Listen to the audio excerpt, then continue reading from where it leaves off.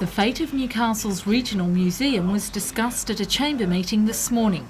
The museum, which will incorporate the military collection and the Supernova Science Centre, is under threat through lack of funds. The Newcastle City Council has now approached the Chamber of Commerce and Industry for financial support. Vice President Peter Rundle says that they'll be making their own investigations into the matter, but will give the necessary assistance to the council. Well, the Chamber of Commerce has always supported the idea of the Regional Museum and will continue to. To that end, we are joining in a meeting to be held on the 3rd of March, hopefully on the 3rd of March, in which we will be meeting with the state members, the Hunter Development Board, the Masters of Builders Association, the Institute of Architects and Engineers, regarding the attitude of the local members towards the museum. Can you see the museum going ahead for the bicentenary? We are hopeful of that. I could probably answer that question better after we've had our meeting. What seems to be the underlying problem? What's holding it back? Well, like everything else, Linda, it's the funds. And we're anxious to see what support we have from the local members regarding government call for funds.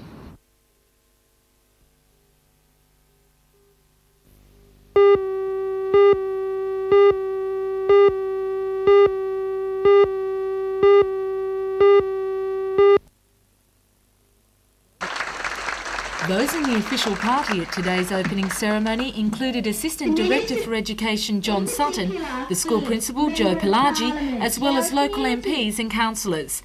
But it was the Minister for Education Rod Cavalier who opened the school. Today was also the first time that the school flag was proudly raised after the dedication address by Father O'Neill.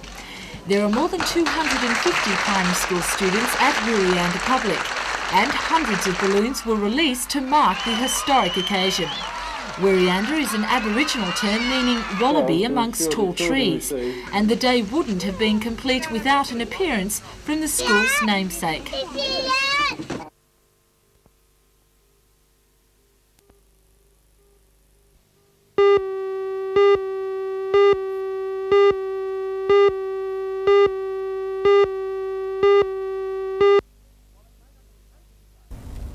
While it may not be Huntingdale, Royal Melbourne or even the Australian in Sydney, it's nonetheless a very pretty 9-hole course that will test the best. The committee, who will be spending many hours organising the 2-day event, spent time today with sponsors and beneficiaries showing them around. Organiser John Thomas coming up with told a real me what the match involved. Yes, Lee, we've got an 18-hole Pro-Am on the Saturday, and it's a $13,500 which we've been able to obtain with the kind support of Wyndham Estate. Followed up on Sunday with a 9 holes additional for the pros. The top 4 will then qualify for 9 holes of skins. Now this surprised the PGA. I don't think it's been done before in Australia, as a matter of fact. Well, they probably hadn't heard of Branxton, let alone $6,500 for a skins game. Well, again, we've had sponsorship from Total Building Maintenance, and the top 4 players will play hole by hole. It's $500 for the first 3, $700 for the next 3, and $1,000 each. John, to be realistic on this course, it's a pretty tight and a picturesque course, but we could get down to $6,500 on the last putt here, couldn't we? We could, and we think that the whole afternoon will culminate in a very exciting finish. We've made actually some provision in case they don't quite get through in 9 holes. Sure. You've got the top pros from around Australia. I know Ian Stanley, Wayne Riley, Vaughan Summers, Chris Tickner, to name 4. But you're including the good amateur players here too in the early part of the tournament. Yes, we're asking each club to nominate their lowest marker or their current club champion to participate in the Saturday Pro-Am. And we think that that'll make an excellent field of top pros and top amateurs from the Hunter Valley.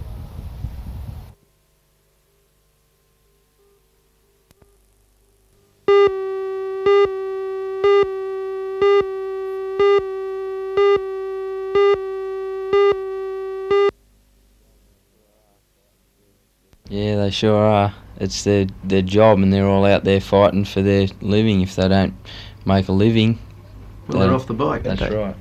Stephen, you've got to go over there and maintain your good form. Now, you've won the New South Wales Speedway title. We know you can ride well. But you've got to be able to reproduce that 3 or 4 nights a week. That could be difficult. Yeah, Lee, as I say, when you're up against that sort of company, I can only try my best.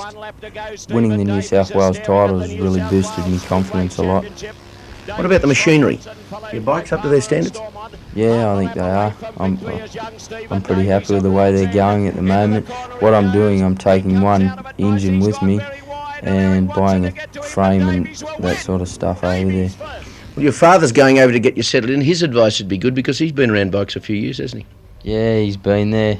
He's got to the top of dirt track racing, but he didn't do any professional sort of racing. He only sort of done the dirt track scene in Australia. Your confidence booster to have him with you, though, of course, for a couple of months. Yeah, it'll be really good. Stephen, do you fellas regard it as a dangerous sport? To the Joe public, it looks hairy at times.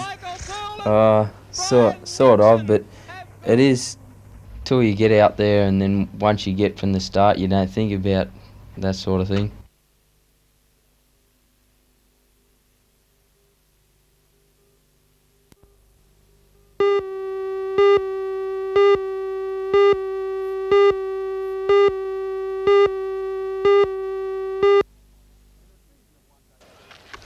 In a season of one-day games that were highlighted by the rebuilding of Australian pride and some spectacular fielding, 7 catches were chosen by the Channel 9 commentary team for the Classic Catches competition.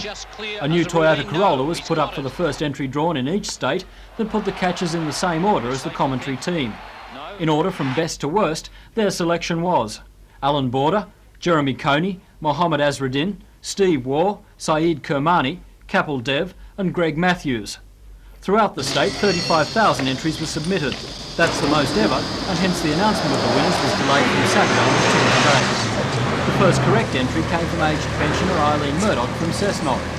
Today she picked up the prize at Cessnock Toyota, an 86 model Toyota Corolla hatchback, valued at around $12,000. It's the first new car she has had of her own, and it turned out she was the one who submitted the entry. Well, I suppose the experience of being behind the wickets for about 30 years and representing this district as a wicket keeper, I got the idea of what was a good catch and what wasn't. Bunn regards the Border catch as the best he's ever seen. As for the caught and bowled by Greg Matthews, that was a different story.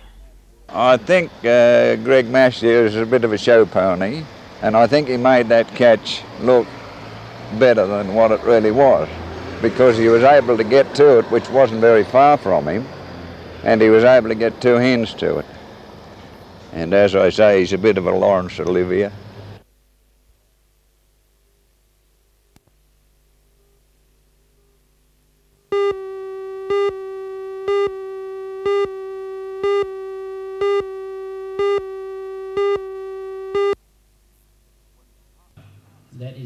When the Department of Housing first held a home advisory night in Newcastle last October, they were surprised by a turnout of about 650 people. Nobody was expecting a repeat performance last night, but once again it was a full house. The interest in the information nights reflects the difficulties faced by home buyers. Over the last 3 years, just about anyone has been able to walk off the street and get a home loan. But according to Stephen Fife from the Home Purchase Advisory Service, banks and building societies are now lending much less for housing because of high interest rates. He told the audience that the biggest problem faced is saving for a home deposit. Several speakers gave practical advice about saving, legal problems and building. According to the Department of Housing, the success of the seminar ensures that it will be held again. If you want to get a lot, you've got to give a little.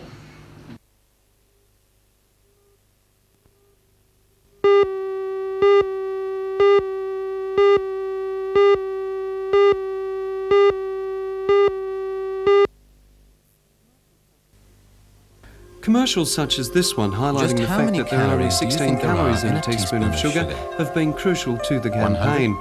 In the 1970s, sugar took a real caning and consumption fell by around 8% when people adopted the belief that sugar was fattening and that it was bad for the health particularly the teeth. Not so, says the Australian sugar industry's nutritionist, Jane Barnes, who has scientific evidence to the contrary. Jane says that when sugar is included in a balanced diet, it can be good for you. Sugar, like any carbohydrate food, will be involved in dental decay, but it's no worse than any other fermentable carbohydrate, and it is quite a myth that one food can put on weight. Sugar is a carbohydrate and only has 16 calories if you take a teaspoonful of sugar, and that is far less fattening for you than, say, an equivalent amount of a fat food or alcohol. Since 1982, the industry has been trying to combat falling domestic consumption and says that gradually the public's attitude to this very natural and economically important product is changing. At the same time, people are reassessing what they believe is a balanced diet, and both the industry and the public health is benefiting. One of the things that's very important to all of us is to use a great variety of foods.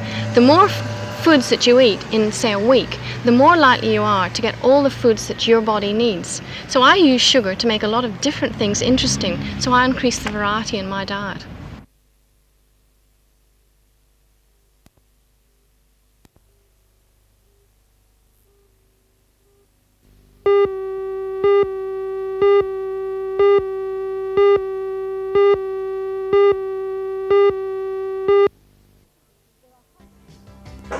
There are hundreds of attractions at this year's Newcastle show, but none as cute as this one. I'm Melinda Smith, and in tonight's news we'll be showing you the agricultural sections, from chooks to cattle and kids like this. Join Ray Deneen and Anna Manzoni for all the news tonight at 6.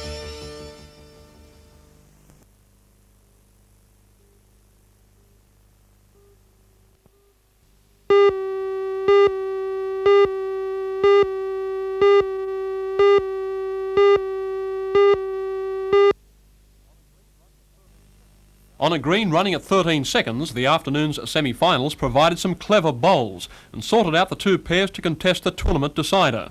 Jim Rostrom of Swansea, playing with Jeff Boswell from Lowlands, won their way into the final by defeating Wallsend's Jack Hughes and Reg Gray 24-14. Hughes was the only previous winner of the Masters still in the tournament. However, Rostrom was too good on the day and led throughout the game. The other semi was a beauty. District bowlers in Terry Webster from Charlestown with Jerry Suberlik from Hamilton just managed to defeat fellow district reps in Bullaroo's Alan Banks and Brian Dakin 14-13. It was a game that had great interest right the way through, with never more than several shots between the pairs. At the 20th head, it was 13-all. They don't come much closer than that. So the scene is now set for the final showdown now between Rostrom and Webster.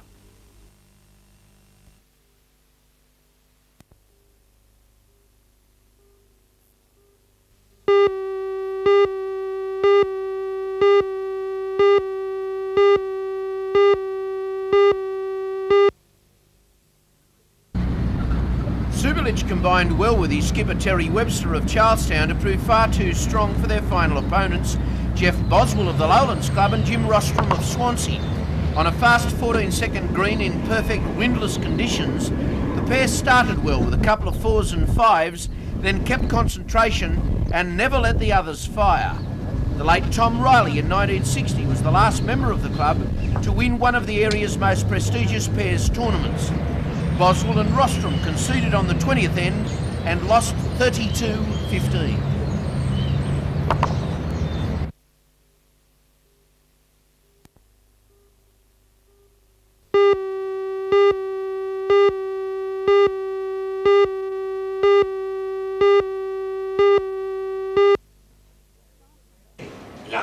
Staff from the college's nursing studies were given a lively insight into the health system of Cuba, which has developed during the 26 years since the Cuban Revolution. Dr. Harley Borges, a professor and national chief of public health, was assisted by interpreter Anibal Arate. Prior to the revolution, there were 2,000 nurses in Cuba. That number has now risen to 80,000.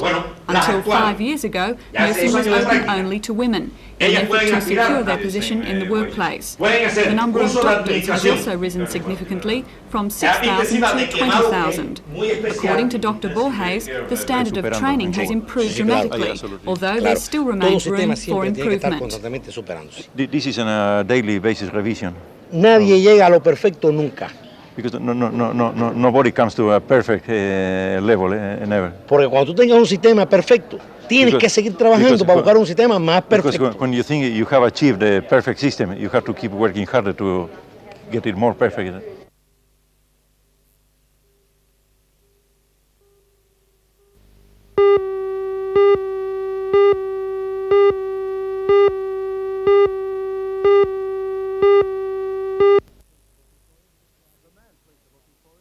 The man police are looking for is described as fit and agile. He has a suntan complexion and they're not sure if he is Australian or not. He has dark hair, possibly black, his eyes are also dark, and he has a prominent moustache. Detectives believe he's responsible for 3 attacks in the Cooks Hill area, but say the number may be as many as 5. The description is very similar to a man they're looking for in relation to a sexual assault on a young woman in the area in April 1984. His latest attack happened in Brook Street last Sunday week. We consider it's got a lot of resemblance to the offender. This is a pen ring that's been prepared by our scientific police of information supplied by 2 people who had a face-to-face confrontation with this particular offender who was inside a dwelling. So how seriously are you treating this case? This particular case, in fact the last one, is most concerning to us, and he is a potentially dangerous offender. Detectives are treating this case as serious and say the man they're looking for is dangerous. So far they've received good help from the public, but say more is needed.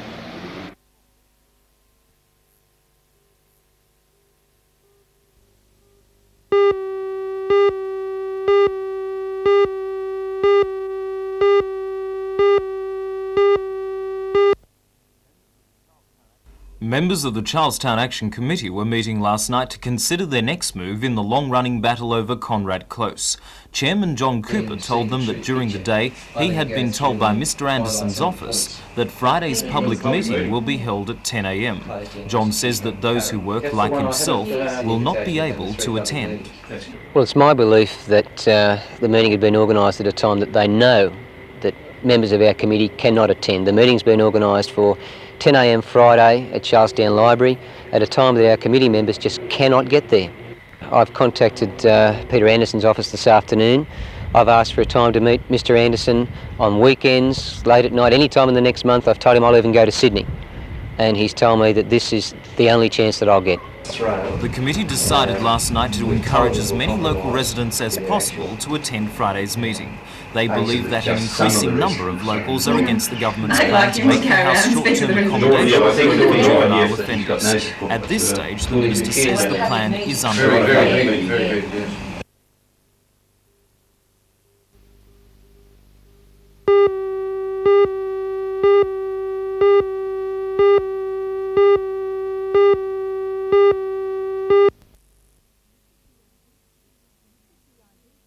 This is the identikit that was shown to viewers on the NBN News last night. Since then, the response has been described by police as excellent, with all recorded information bringing them closer to an arrest. We've had an excellent response. A lot of information has been worthwhile and will be of value. It has been followed up to some degree, and a lot of it will be investigated fully. Some of it we feel may not be of value, but certainly if people have information they should supply it to us, because we never know where it may lead us. More than 40 calls have already been received by people who think they've seen the suspect, described by police as potentially violent. We know that he does arm himself with knives at times, and several attacks have been certainly upon occupants of dwellings, and they are all dangerous incidents. Police are urging all citizens who think they may have seen the man to contact them immediately. They believe him to be dangerous and say he could attack again.